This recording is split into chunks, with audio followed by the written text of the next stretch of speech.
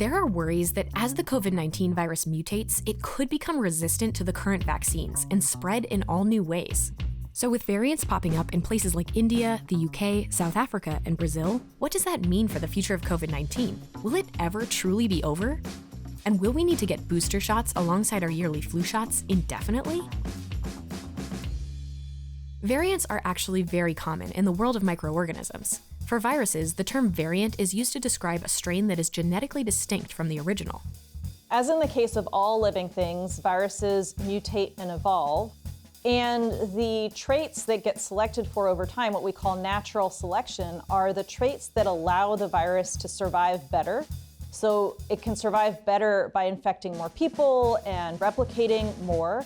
It can survive better by evading our immune responses, really our defenses against the virus and our counterattack against the virus.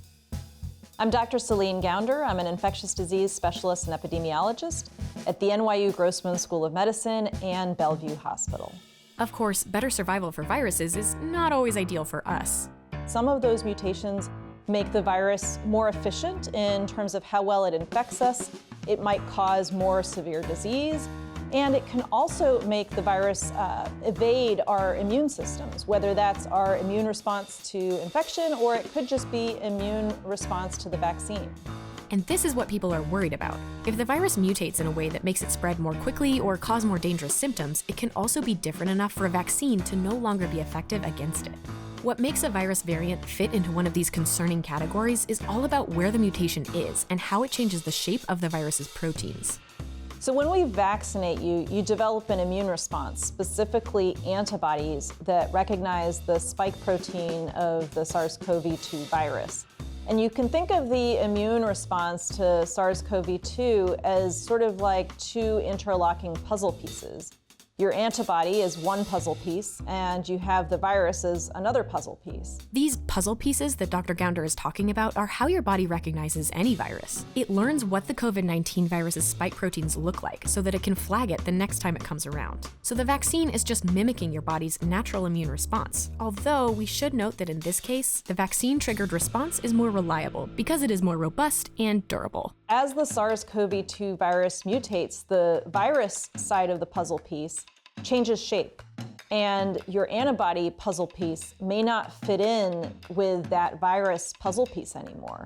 And so your immune system, in a sense, is not able to see the virus anymore. And this is how the virus mutates to where it can get around your immune system. This is why virologists are keeping such a close eye on the variants. They need to know if these are the ones that can evade the current vaccines. So far, we've been very lucky. All of the vaccines we have are effective against the variants.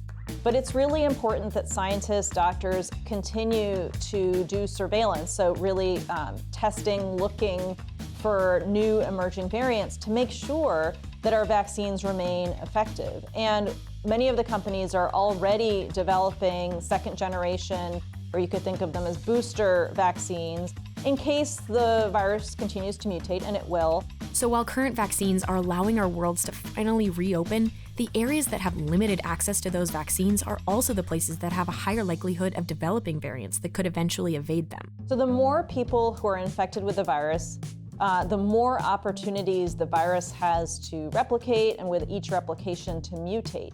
And so when you let the virus spread like wildfire, that is when you see more variants emerge. Ah, yes. Yet another good reason to get yourself vaccinated as soon as you can. And as for the question of whether we'll have to get a booster COVID shot every year like the flu shot, Dr. Gounder says that that's an inaccurate comparison because the two viruses mutate in completely different ways. The genetic code of the coronaviruses is really one long strand of genetic code. In the case of influenza viruses, their genetic code is in 8 different segments or strands. They can swap whole strands, whole chunks of their genetic code, and that's what allows them to mutate much more dramatically. In the case of coronaviruses, they mutate really with just one letter changes in their genetic code here and there. So after jumping species from animals to humans, the SARS-CoV-2 virus has been mutating a lot, but it's likely to level off and slow its rate of mutation way down. So we do anticipate that we might need booster shots or next generation vaccines for COVID in the next couple years here, but we don't think this is a situation where we're going to need yearly booster shots forever the way we do for the flu. Phew, finally some good news. My advice is to get whatever vaccine you can get now, because the longer you wait, during that window while you're waiting, there's a very high chance that you could still be exposed and infected. And the whole point of getting vaccinated is really to protect you from that. So get what you can now, and if there's something better down the line, then at that point you can get that next generation vaccine. But something in the future is not going to protect you right now.